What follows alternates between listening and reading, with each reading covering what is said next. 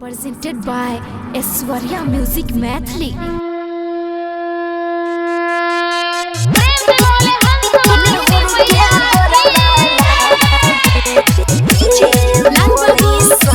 अभी आप सुन रहे हैं उषा यादव और मोनू माइकल की आवाज। सरस्वती मैया आइली अपना गनैया जी, सरस्वती मैया आइली अपना गनैया जी, निहुर के गोरावा लागी ए मोरी सैया जी, निहुर के गोरावा लागी ए मोरी सैया जी।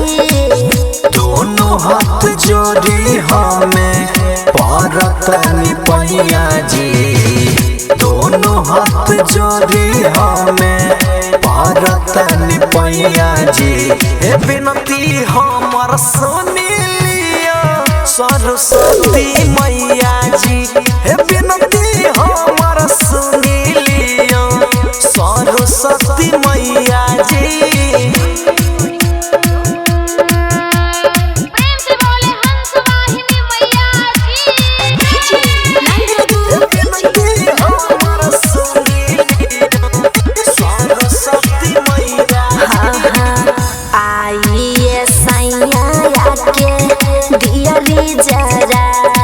चली जाई है मैया ता मौका फिर ना आई, बात समझी ना जी? समझता नहीं लाइए धनी हम दियारी जराई, सच कहतानी ऐसन मौका फिर ना आई।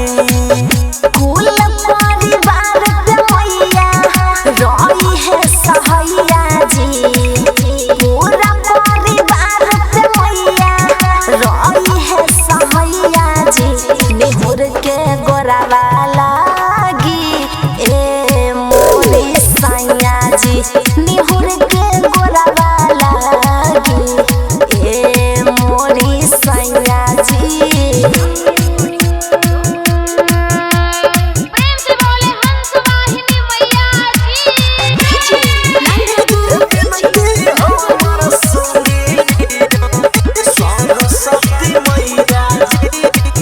दुखबा बोलैया सबके मैया जी हरे, साल भर पे आवे मैया एक बार घरे, बात समझता नहीं ए माई हमके ऐसन दीही आशीर्वाद जी, जिंदगी भर रहे हमर घरवा याद जी।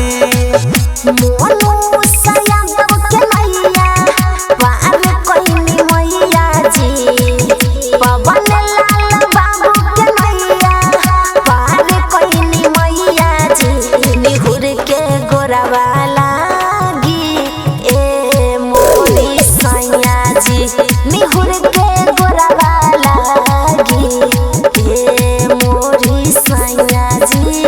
Aishwarya digital recording studio Samastipur.